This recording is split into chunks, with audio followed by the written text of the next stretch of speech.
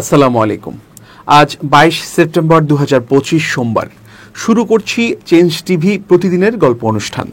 দর্শক, আপনাদের সঙ্গে রয়েছি আমি আবিদ আজম। শুরুতেই সংবাদ শিরোনাম। ডক্টর জাহেদকে নিয়ে ভয়াবহ ইঙ্গিত সাবেক স্ত্রী আনা নাসরিনের। জামায়াত সেক্রেটারির মন্তব্যে ক্ষুব্ধ রুমিন ফারহানা। আমির হামজা মিথ্যা বলেননি দাবি অভিনেতা রওনাকের। এবার বিস্তারিত।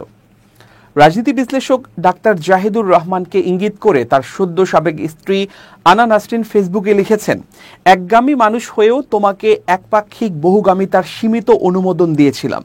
এটাই ছিল আমার চরম নমনীয়তা। এটি একটি অক্সিমোরন। একগামী সম্পর্কে বহুগামিতার অনুমতি আসলে একটি পারস্পরিক চুক্তি নয়, বরং একপক্ষীয় আত্মত্যাগ। তবুও কেন এই প্রতারণা মহরং? একজন একগামিতায় বিশ্বাসী মানুষ হয়েও আমি মনে করি বহুগামিতা অপরাধ নয়, কিন্তু প্রতারণা সেটা অপরাধ। তুমি কেবল বহুগামী নও, তুমি একজন উচ্চ স্তরের প্রতারক। বিএনপির কেন্দ্রীয় নির্বাহী কমিটির সহ আন্তর্জাতিক বিষয়ক সম্পাদক ব্যারিস্টার রুমিন ফারহানা বলেছেন, বর্তমান সরকার যেহেতু অন্তর্বর্তীকালীন সরকার, আমার মনে হয় এই সরকার যত বেশি নিজেকে বিতর্ক মুক্ত রাখতে পারবে ততই ভালো। পিআর পদ্ধতিতে নির্বাচন হলে সবচেয়ে বেশি মনোনয়ন বাণিজ্য হবে বলেও মন্তব্য করেন তিনি। সাংবাদিকদের প্রশ্নের জবাবে তিনি এসব কথা বলেন। চট্টগ্রামে মার্কিন সেনাদের উপস্থিতি নিয়ে নানা বিতর্ক হচ্ছে। এ নিয়ে সাংবাদিকরা জানতে চাইলে তিনি বলেন, যে কোনো কৌশলগত সিদ্ধান্ত নির্বাচিত সরকারই নেয়ার অধিকার রাখে। দেশের সার্বভৌমত্ব, স্বাধীনতা ও মানুষের কল্যাণ সবকিছু বিবেচনায় আমার মনে হয় এ সরকারের রুটিন কাজের বাইরে না যাওয়াটাই উচিত। নির্বাচনে যারা কোটি কোটি টাকার মনোনয়ন বাণিজ্য করতে পারবে না, তারাই পিআর পদ্ধতি ঠেকাতে চায়। রংপুরে জামায়াতে ইসলামের সেক্রেটারি জেনারেল মিয়া গোলাম পরোয়ারের এমন মন্তব্যের জবাবে রুমিন ফারহানা বলেন, কারণ আমরা যখন প্রচলিত পদ্ধতিতে নির্বাচন করি তখন এলাকায় যিনি জনপ্রিয়, যার মানুষের সম্পর্কে সংযোগ আছে, এলাকার সুখ দুঃখে যিনি পাশে থাকেন, তাকেই তো দল মনোনয়ন দিতে বাধ্য হয়। না হলে ওই আসনটি হারানোর ভয় থাকে দলের। সুতরাং পিআর পদ্ধতিতে এই ভয়টা আর নেই।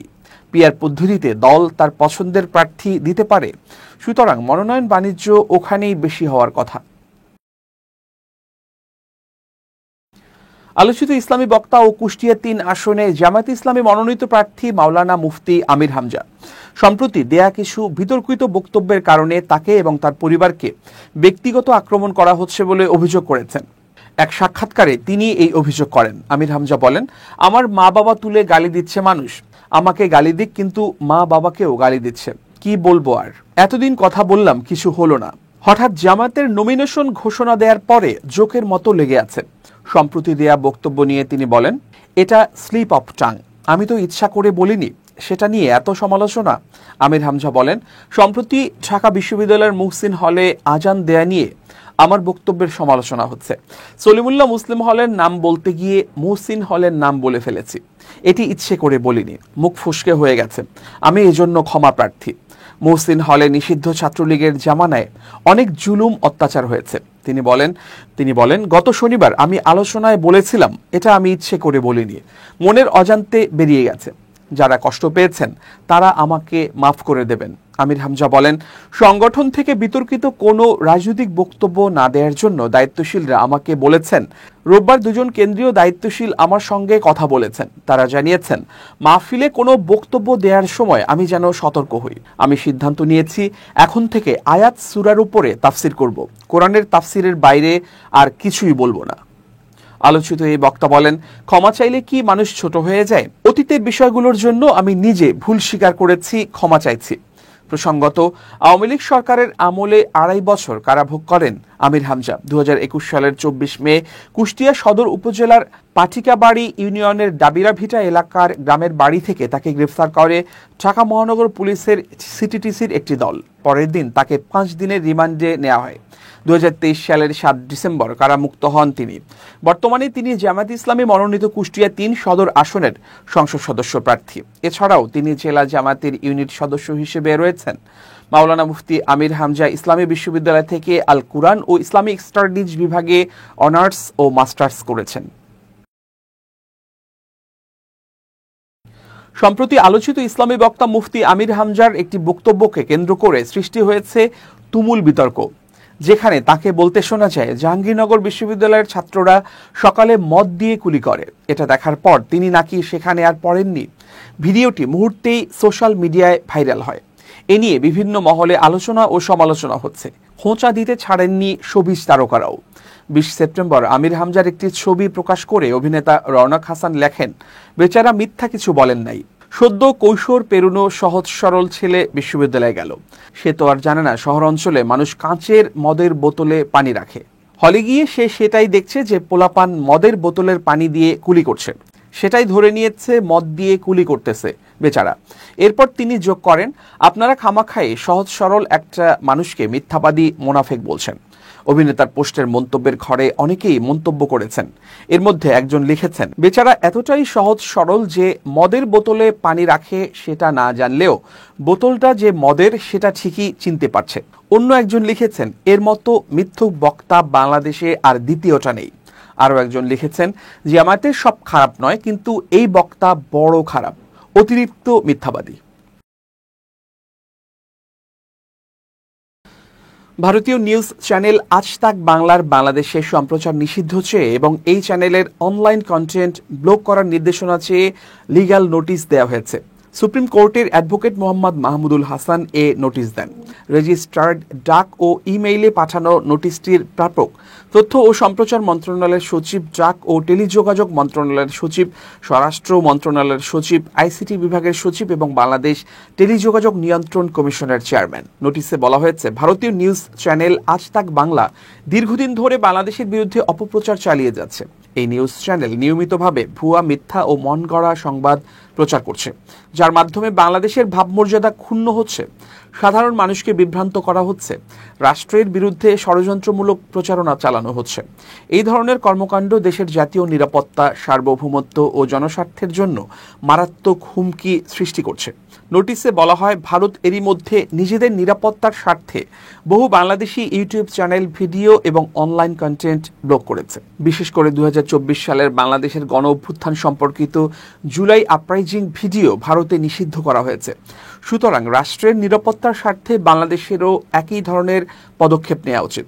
বাংলাদেশের সংবিধানের অনুচ্ছেদ 39-এ জনগণের মত প্রকাশের স্বাধীনতা ও গণমাধ্যমের স্বাধীনতা স্বীকার করলেও সেখানে জাতীয় নিরাপত্তা, জনশৃঙ্খলা ও রাষ্ট্রের সার্বভৌমত্ব রক্ষার্থে যৌক্তিক সীমাবদ্ধতা আরোপের সুযোগ রয়েছে। সেই আইনগত কর্তৃত্বের ভিত্তিতেই ভারতীয় নিউজ চ্যানেল আজ তাক বাংলাকে বাংলাদেশে অবিলম্বে নিষিদ্ধ করতে হবে। এর কন্টেন্ট ফেসবুক, ইউটিউব, এক্স সহ সব সামাজিক যোগাযোগ মাধ্যমে ব্লক করতে হবে। অন্যথায় সংবিধানের 102 অনুচ্ছেদ অনুযায়ী জনস্বার্থে আইনগত ব্যবস্থা নেয়ার হুঁশিয়ারি দেয়া হয়েছে ওই নোটিশে। গণ অধিকার পরিষদ ও এনসিপি একীভূত হওয়ার ইতিবাচক আলোচনা হচ্ছে বলে জানিয়েছেন রাশেদ খান। ফেসবুকে দেয়া এক পোস্টে তিনি এমনটা জানান। গণ অধিকার পরিষদের সাধারণ সম্পাদক মোহাম্মদ রাশেদ খান লিখেছেন, গণ অধিকার পরিষদ ও এনসিপি একীভূত হওয়ার ইতিবাচক আলোচনা হচ্ছে, তবে পুরো প্রক্রিয়া ভেস্তে দেওয়ার প্রচেষ্টাও থেমে নেই। তারুণ্য ঐক্যবদ্ধ হলে বাংলাদেশের রাজনীতিতে নতুন শক্তির নবজন্ম হবে। এই উপলব্ধিবোধ সংশ্লিষ্ট সব পক্ষের মধ্যে থাকা উচিত। প্রণয় হয় উভয় পক্ষের কাছাকাছি আসা ও বোঝাপড়ার ভিত্তিতে। এরপর একে অন্যকে ছাড় দেওয়ার মাধ্যমে সেই সম্পর্ককে এগিয়ে নিতে হয়। তিনি আরও লেখেন, দুটি দলের মধ্যে যে সম্পর্ক তৈরি হতে চলেছে এটাকে বাস্তবায়ন করার দায়িত্ব এনসিপি ও গণ অধিকার পরিষদ উভয় দলের নেতাকর্মীদের।